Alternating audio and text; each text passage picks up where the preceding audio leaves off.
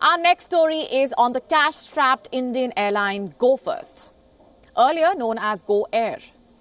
A dispute between the airline and Pratt & Whitney, an engine manufacturer, has led to Go First filing for bankruptcy. In fact, the airline has blamed Pratt & Whitney for its insolvency. How did Go First land up in this mess?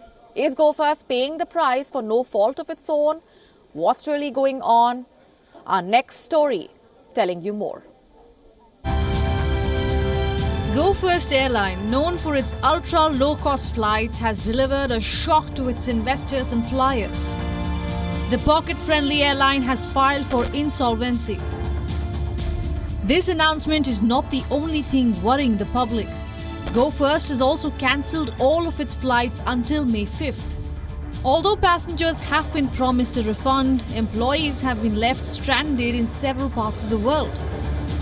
Pilots and cabin crews are stuck in Kuwait, Bangkok, Muscat, Abu Dhabi and Phuket. This is just to name a few. So what led to Go First landing in crisis? The airline blames Pratt & Whitney and says that its geared turbofan engines are the heart of the crisis. In 2016, Go First received its first 320neo aircraft powered by the GTF engines.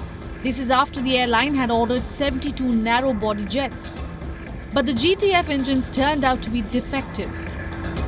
The engines had problems regarding the fan blades, the oil seal and the combustion chamber lining. By 2017, Go First had to ground or cancel several flights due to engine issues. Pratt & Whitney promised to compensate the airline for the engine failures and replace the engines. But that never happened. In 2022, 50% of the aircraft had faulty engines. The planes had to be grounded. The airline faced massive losses, upwards of $1.3 billion.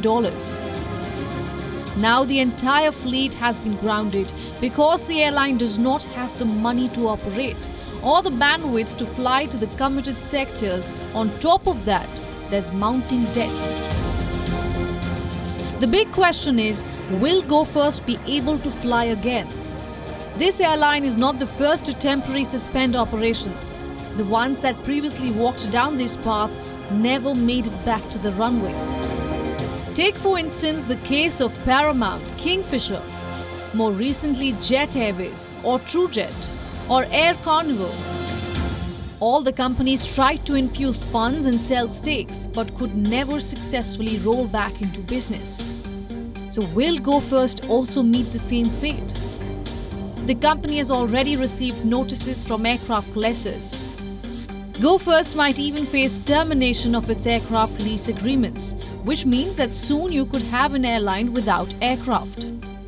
The timing could not be worse for Go First. Just earlier this weekend, India recorded its highest single-day air passenger count. Today, India's aviation sector is booming. People are travelling more than ever, stamping their passports more than ever, and Go First will not be able to ride this blame. And whom will it blame? Itself or Pratt & Whitney? Bureau Report, WION World is One.